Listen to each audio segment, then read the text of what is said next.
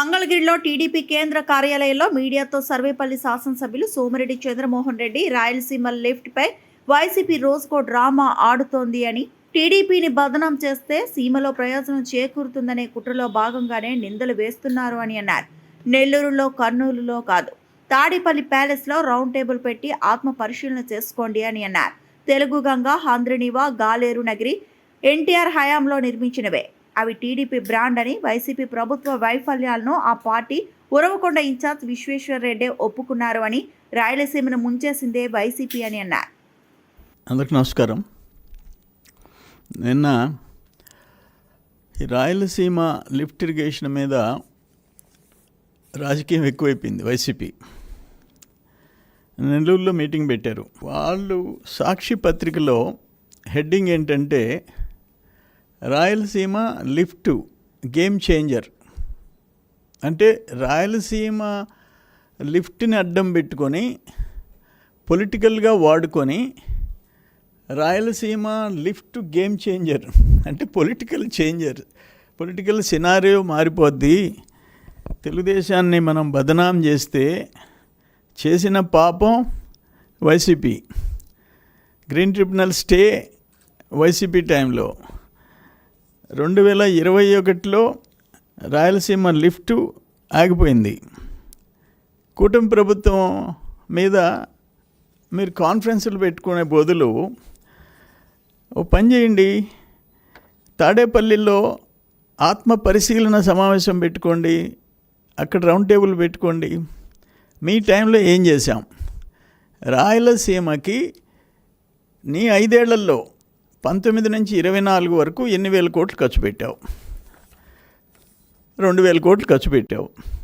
మేము ఈ 24 నెలల్లో 12,484 కోట్లు ఖర్చు చేశాము. మరో 10,014 కోట్లు ఖర్చు చేయబోతున్నాం.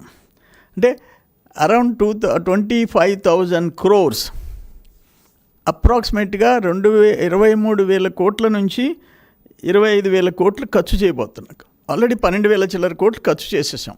ఇంకొక 10,000 కోట్లకి కేటాయింపులు చేశాం.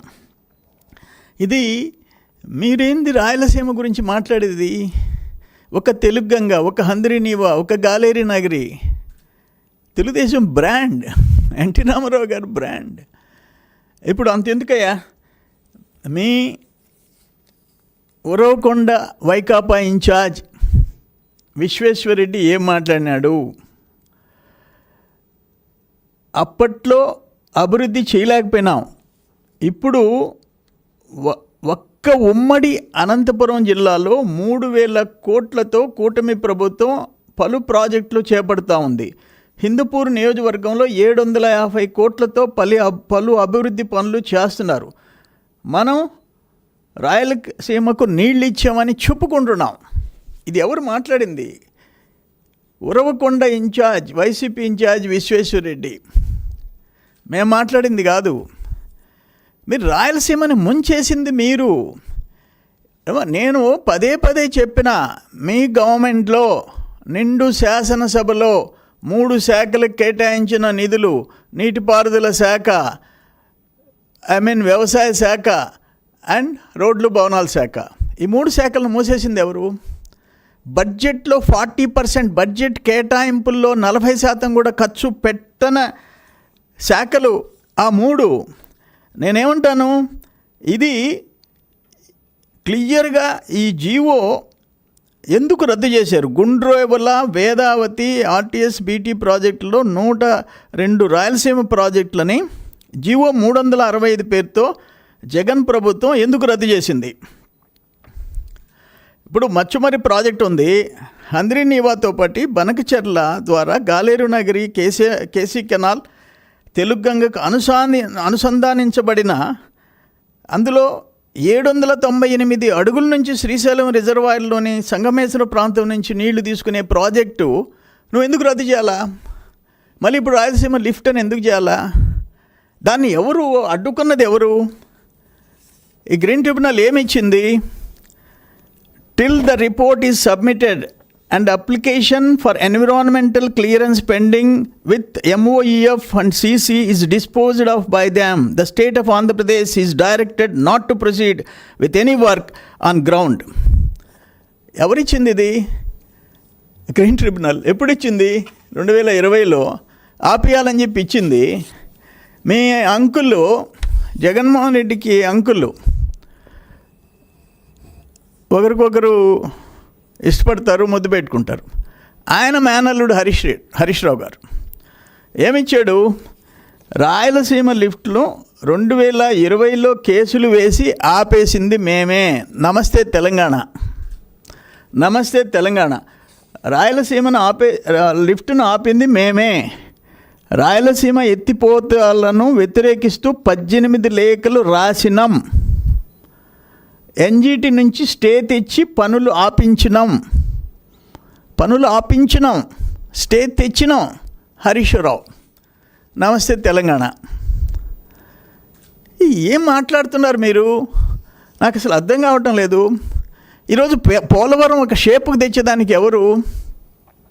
ఈరోజు అక్కడ కృష్ణాలో జలాలు రాకపోతే అక్కడ గోదావరి నుంచి లిఫ్ట్ ఎవరు క్రియేషను? 8,000 క్యూజెక్స్ వస్తున్నాయి. కృష్ణా కింద ఉండే ఆయకట్టుకి లైఫ్ ఎవరు ఇచ్చారు? ఆ ఎత్తిపోతల పథకం ఎవరు తెచ్చారు? నీ మాదిరిగా డూప్ మాస్టర్లు కాదు.